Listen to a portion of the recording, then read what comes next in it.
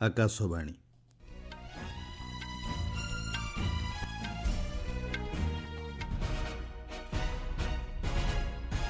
ସମ୍ବାଦ ପଢ଼ୁଛନ୍ତି ସତ୍ୟବ୍ରତ ବେହୁରା। ନୀତି ଆୟୋଗ ପରିଚାଳନା ପରିଷଦର ଆଜି 10ମ ବୈଠକରେ ଅଧ୍ୟକ୍ଷତା କରିବେ ପ୍ରଧାନମନ୍ତ୍ରୀ। ଅପରେସନ୍ ସିନ୍ଦୁର ଉପରେ ଭାରତର କୂଟନୈତିକ ପ୍ରୟାସର ଅଂଶ ଭାବରେ 4ଟି ସର୍ବଦଳୀୟ ପ୍ରତିନିଧି ଦଳକୁ ସୂଚନା ପ୍ରଦାନ କଲେ ବୈଦେଶିକ ସଚିବ। ସେମିକଣ୍ଡକ୍ଟର ବିକାଶ ଦିଗରେ ଉତ୍ତର ପୂର୍ବାଞ୍ଚଳର ଭୂମିକା ଗୁରୁତ୍ୱପୂର୍ଣ୍ଣ, କହିଲେ ପ୍ରଧାନମନ୍ତ୍ରୀ।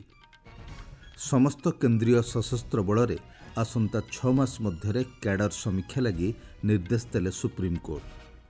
ଏବଂ IPL T20ରେ ଗତକାଲି ଅନୁଷ୍ଠିତ ମ୍ୟାଚ୍ରେ ରୟାଲ ଚ୍ୟାଲେଞ୍ଜର୍ସ ବେଙ୍ଗାଲୁରୁକୁ 42 ରନ୍ରେ ପରାସ୍ତ କରିଛି ସନ୍ରାଇଜର୍ସ ହାଇଦ୍ରାବାଦ। ପ୍ରଧାନମନ୍ତ୍ରୀ ନରେନ୍ଦ୍ର ମୋଦି ଆଜି ନୂଆଦିଲ୍ଲୀରେ ନୀତି ଆୟୋଗ ପରିଚାଳନା ପରିଷଦର 10ମ ବୈଠକରେ ଅଧ୍ୟକ୍ଷତା କରିବେ। ଚଳିତ ବର୍ଷର ବାର୍ତ୍ତା ରହିଛି 2047 ବିକଶିତ ଭାରତ ଲାଗି ବିକଶିତ ରାଜ୍ୟ। ନୀତି ଆୟୋଗ ପରିଚାଳନା ପରିଷଦ ବୈଠକରେ ବିକଶିତ ଭାରତ ଏବଂ ବିକଶିତ ରାଜ୍ୟ ଉପରେ ଗୁରୁତ୍ୱ ଦିଆଯିବ। କେନ୍ଦ୍ର ସରକାରଙ୍କ ବିଭିନ୍ନ ମନ୍ତ୍ରଣାଳୟ, ବିଭିନ୍ନ ରାଜ୍ୟର ମୁଖ୍ୟମନ୍ତ୍ରୀ, କେନ୍ଦ୍ରଶାସିତ ଅଞ୍ଚଳଗୁଡ଼ିକର ଉପରାଜ୍ୟପାଳ, କେନ୍ଦ୍ରମନ୍ତ୍ରୀ, ନୀତି ଆୟୋଗର ଉପାଧ୍ୟକ୍ଷ ଓ ସଦସ୍ୟ ଏହି ବୈଠକରେ ଯୋଗଦେବେ। ପରିଚାଳନା ପରିଷଦ ବୈଠକରେ ଦେଶ ସମ୍ମୁଖୀନ ହେଉଥିବା ଆହ୍ୱାନଗୁଡ଼ିକ ସମ୍ପର୍କରେ ବିଚାର ବିମର୍ଶ କରିବା ଏବଂ ଭାରତକୁ ଏକ ବିକଶିତ ରାଷ୍ଟ୍ରରେ ପରିଣତ କରିବା ଲାଗି ରାଜ୍ୟଗୁଡ଼ିକର ଭୂମିକା ଉପରେ ସହମତି ସୃଷ୍ଟି କରିବା ପାଇଁ ଆଲୋଚନା କରାଯିବ।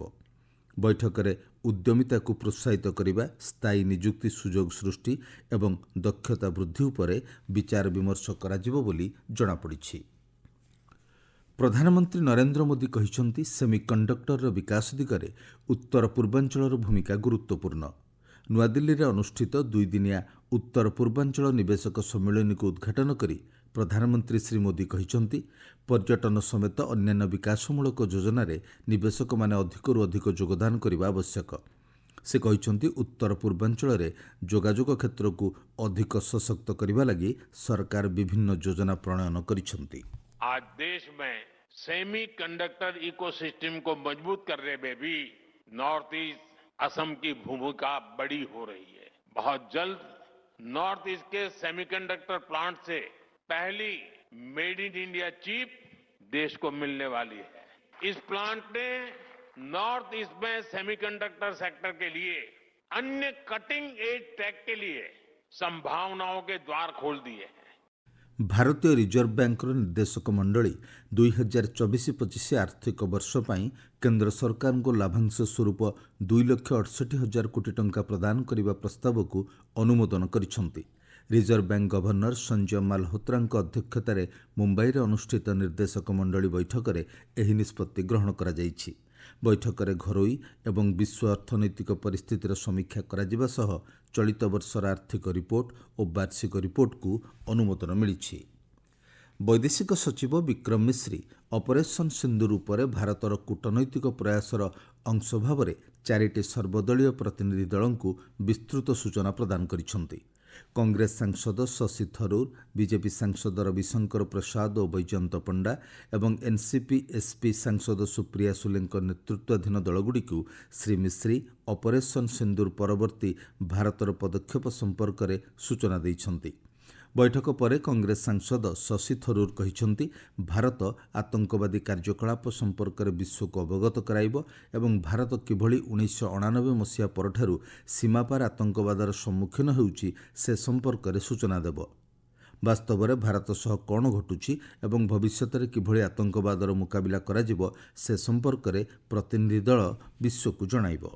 सरकार ने तो उनकी पोजीशन काफी स्पष्ट किए हैं। हमारे स्पोक्समैन मिनिस्ट्री के और हमारे फॉरेन सेक्रेटरी साहब भी सीधे लोगों को बताएं कैसे हुआ और क्या हुआ। हम वहां जा रहे हैं लोगों को समझाने के लिए कि हमारा अनुभव क्या था और हमने जो किया क्यों किया और भविष्य में हमारे एटीट्यूड क्यों ऐसे होंगे। ବିଜେପି ସାଂସଦ ବୈଜୟନ୍ତ ପଣ୍ଡା ବୈଦେଶିକ ସଚିବଙ୍କ ସୂଚନାକୁ ଅତ୍ୟନ୍ତ ଫଳପ୍ରଦ ବୋଲି କହିଛନ୍ତି। ସେ କହିଛନ୍ତି, ଭାରତର ସମସ୍ତ କ୍ଷେତ୍ରରେ ଯେଉଁ ଏକତା ଦେଖିବାକୁ ମିଳିଛି ତାହା ଅତ୍ୟନ୍ତ ଗୁରୁତ୍ୱପୂର୍ଣ୍ଣ ଏବଂ ଦେଶର ବାର୍ତ୍ତାକୁ ବିଶ୍ୱରେ ପହଞ୍ଚାଇବା ଲାଗି ପ୍ରତିବଦ୍ଧତା ରହିଛି। एनसीपी एसपी सांसद सुप्रिया सुले कहिଛନ୍ତି भारत आतंकवादर विरोध करुछि एवं एहा प्रति शून्य सहनशीलता नीति अवलंबन करुछि। आगामी दिन में भारत आतंकवाद विरुद्ध रे लड़ाई जारी रखिबो बोली से कहिଛନ୍ତି।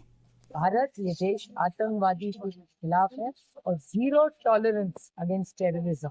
ये जो हमेशा भारत सरकार ने आतंकवाद के खिलाफ लड़ाई लड़ी है और हम आगे भी लड़ते हैं, पूरी ताकत से लड़ेंगे। और इस देश में हम आज एक भारतीय बन के हम सब साथ हैं। आपण माने संवाद शुणुछंती आकाशवाणी। सर्वोच्च न्यायालय आईटीबीपी, बीएसएफ, सीआरपीएफ, सीआईएसएफ एवं एसएसबी समेत समस्त केंद्रीय सशस्त्र बल आसंता 6 मास मध्य कैडर समीक्षा लगी निर्देश देइछंती। 2021 मसीह कैडर समीक्षा हेबाकु थिले मध्य एथिरे विलंब होईछि।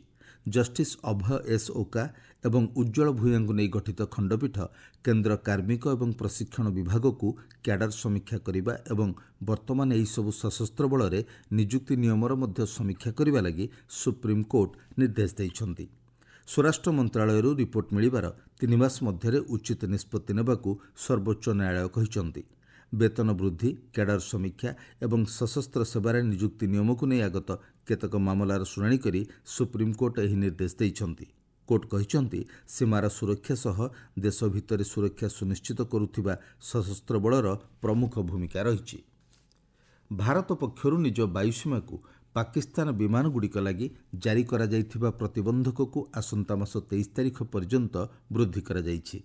बेसामरिक विमान चलाचल मंत्रालय पक्षरु मिलिथिबा सूचना अनुसार पाकिस्तान ने पंजीकृत किंबा सेठारु परिचालित हेउथिबा ओ लीज किंबा मालिकाना क्षेत्र में उड़ान करुथिबा विमान समेत सामरिक विमान को मध्य भारतीय वायुसीमा प्रवेश करने लगी बारण करा जाइछि।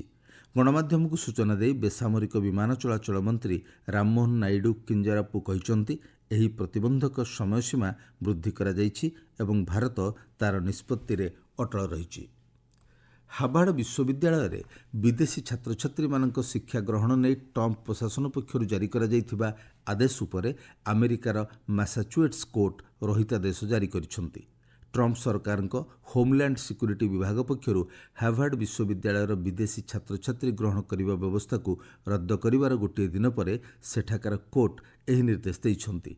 विदेशी छात्र छात्री मानकु ट्रंप सरकार निर्देश पर अन्य विश्वविद्यालय को स्थानांतर करने किंबा मान्यता हराइबा भली परिस्थिति सृष्टि होइथिला। हार्वर्ड रे 6000 रु अधिक विदेशी छात्र छात्री अध्ययन करुथुवा बेले भारतर 780 रु अधिक छात्र छात्री अध्ययन करुछंती। हार्वर्ड अध्यक्ष आलान एम गार्बर ट्रंप सरकार यह निष्पत्ति को निंदा करने सह यह बेआईन बोली कहिछंती। एभली प्रतिबंधक जोगु आगामी दिन में हजार हजार छात्र छात्री शिक्षादान वंचित हेबे बोली से कहिछंती। पूर्व ट्रंप प्रशासन पक्षरु हार्वर्ड विश्वविद्यालय को दिया जाउथिबा अनुदान और कर रिहाती को स्थगित रखा जाइथिला। वैदेशिक व्यापार मंत्री डॉक्टर एस जयशंकर बर्लिन ठारे जर्मन चांसलर फ्रेडरिक मर्ज को सहित साक्षात आलोचना करिसंती। सन्त्रासवादर मुकाबिला करने दिगरे भारतर पदक्षेप को जर्मन पक्षरु दिया जाइथिबा दृढ़ समर्थन लगी डॉक्टर जयशंकर यार प्रशंसा करिसंती। से कहिसंती भारत आतंकवाद प्रति शून्य सहनशीलता नीति अवलंबन करुछि एवं जेकोसी प्रकार आतंकवादी कार्यकलापर मुकाबिला लगी भारत प्रस्तुत अछि। आईपीएल क्रिकेट टी20 सीरीज गतकाली लखनऊर एकना क्रिकेट स्टेडियम में अनुष्ठित मैच रे Sunrisers Hyderabad 42 run royal Challengers Bengaluru को परास्त करिछि। 232 रन विजय लक्ष्य को पिछा करी royal Challengers Bengaluru 19 over 5 ball 189 run समस्त विकेट हराइथिला। प्रथम बैटिंग करी सनराइजर्स हैदराबाद निर्धारित 20 ओवर 6 विकेट विनिमय 231 रन स्कोर करिथिला। आज पंजाब किंग्स और दिल्ली कैपिटल्स मध्य मुकाबिला हेबो। जयपुर सवाई मानसिंह स्टेडियम रे संध्या 7:30 रे एही मैच अनुष्ठित हेबो। भारतीय जावलिन थ्रो खिलाड़ी नीरज चोप्रा 2025 पोलैंड रे चलिथिबा जानसुज कुसोचिनस्की मेमोरियल प्रतियोगिता रे रौप्य पदक हासिल करिसंती। 2 थरर ओलंपिक विजेता नीरज चोप्रा षष्ठ तथा अंतिम पर्यायर 84.14 मीटर जावलिन थ्रो करी एही सफलता पाइछंती। मुख्य संवाद पुणी थरे। नीति आयोग परिचालना परिषदर आज 10म बैठक अध्यक्षता करेंगे प्रधानमंत्री। ऑपरेशन सिंदूर उपर भारतर कूटनैतिक प्रयासर अंश भाव 4टी सर्वदलीय प्रतिनिधि दल को सूचना प्रदान कले वैदेशिक सचिव। सेमिकंडक्टर विकास दिगरे उत्तर पूर्वांचल भूमिका गुरुत्वपूर्ण कहले प्रधानमंत्री। समस्त केंद्रीय सशस्त्र बल में आसंता 6 मास मध्य कैडर समीक्षा लगी निर्देश देले सुप्रीमकोर्ट। एवं आईपीएल टी20 गतकाली अनुष्ठित मैच रे रॉयल चैलेंजर्स बेंगालुरु को 42 रन परास्त करिछि सनराइजर्स हैदराबाद। संवाद शेष हला।